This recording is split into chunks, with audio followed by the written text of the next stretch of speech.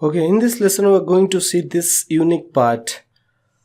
This is very unique in this exercise because you can see every part except this part has a very squarey shape or block box kind of shape, but this shape is very organic because you can see it doesn't have a hard edge here, although it has a basic shape of a square or cube, but you can see these edges are very smooth, and you can see overall it's kind of very organic. It doesn't have a very straight line here. You can see from here it's like wobbling or a little bit up down or uneven surface, you can say.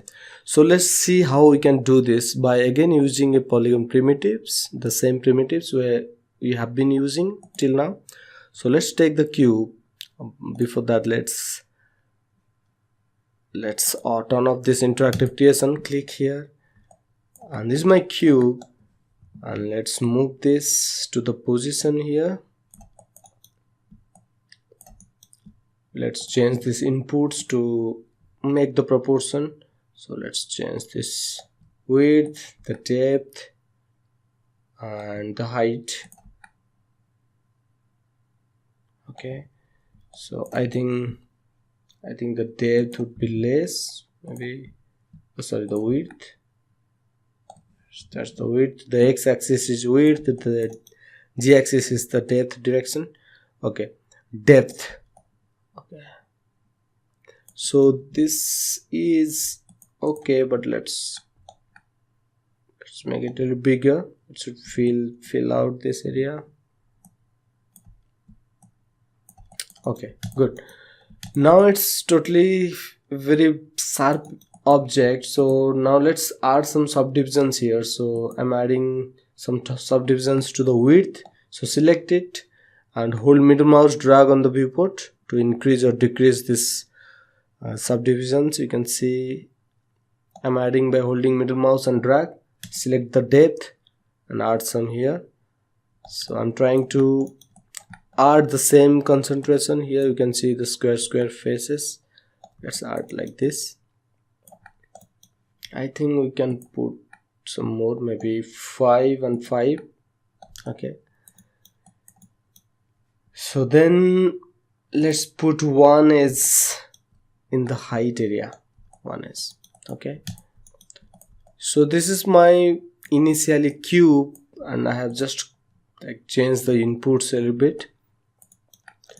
So there is a reason to add these subdivisions. So because I want to use smooth, okay, I want to use smooth. There is a new tool called smooth here.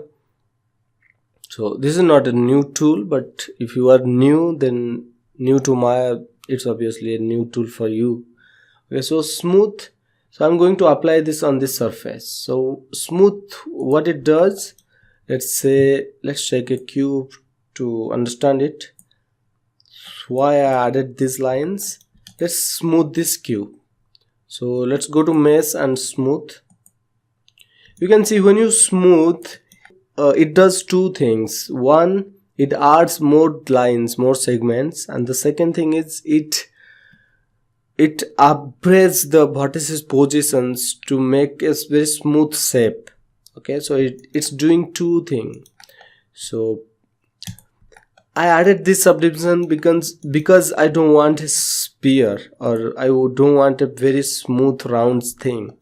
So when it has some polygons, you can see if I undo this and if I add some polygons, like let's say, oh sorry, I'm adjusting the width and depth. Okay, let's say this subdivisions object, and when I smooth it, you can see the result is a little bit different. It's adding the divisions and the shape is more kind of square, because when you smooth, it tries to average three vertices positions. Let's say 1, 2, and 3, and these two and this shape, it's trying to average in between them like this. Okay, sorry, delete it and let's smooth it. Smooth, and when you smooth, you have one option here. This is the divisions option. So I want more, so let's put 2. Don't put more than 2. I think here you'll get a lot of polygons here. When you smooth it, divide it, every face it divides to 4, so be careful when you add this. And do one thing, let's select it. You can see the bottom line is a little bit harder than the top edge. This edge is smooth, but the bottom is a little bit squarish or like angle. So let's undo it. So for that I'm going to like double click this edge to select the whole edge loop. Okay, then move this. So what I'm doing here, I'm trying to keep this edge a little bit tight when I smooth. So now this edge is close to here, so it's gonna smooth in between there. So I'm going to get a very hard edge here, a little bit harder edge, and it would be a little smoother. So let's make smooth here, put 2. Okay, and now you can see the bottom part is a little bit hard shape. So let's do this. Now this is my set, but it's again a little bit too much perfect kind of thing.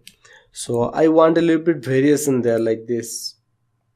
So you can do that by easily using soft selection. Let's go to vertex mode and let's select this single vertex. Okay, now if I move this, I'll get this, and it's very hard to select a lot of vertices and adjusting the position there. Okay, so the better way is to select one vertex here, and let's go to the move tool settings by double click on this move tool and go to soft selection category here. Just click here to expand and turn on this soft select option. As soon as you turn on this soft selection option, you will get this color coding thing here, like the yellow and the red, pink. So this is the fall of color here. You can see the yellow to red to black. So the yellow part is the most fully fall up area, or the full strength area, you can see. So if I move now, you can see how it's affect the whole object. So I don't want that, obviously. I want to affect overall this area. So that's why then I have to decrease the fall of distance. So the fall of radius, I should say. So now it's set to 5. So let's decrease this. You can do this by just holding B key, B for ball, and left mouse drag on the viewport. Let's hold B and left mouse drag to change this fall off here. You can say I can easily adjust a very big area softly, you can say. Okay, so I can do this anywhere I want. If I want just to make it a little bit uneven, so let's do it. You don't have to do it too much. Okay, so this is our chair. So now if I want if I turn on this table, you can see the chair is too big for the table. Either we need to like scale it, or scale down the chair. So move this. Okay, so this is it. So in this whole class we learn the very basics of Maya modeling. We learn how to use primitives to start your model. We learn how to use bevel tool to make your edges look a little bit smoother. We learn how to use smooth, how to duplicate with evenly distance. So we learn how to use this move tool settings to wall to object, so that we can move the object in the rotation axis. Okay, and we learn duplicate techniques, how to duplicate one piece to the other side, how to flip that thing by doing the minus technique here, the minus scale technique. Okay, and we learn how to use the layer as well. So just okay, or we learn the combine as well. So we learn a little bit basics of Maya modeling. My goal is to give you a little bit more in detail, in depth knowledge as I go to the different classes of Maya modeling basics for beginners series. So thank you for watching, keep watching, and see you in the next class.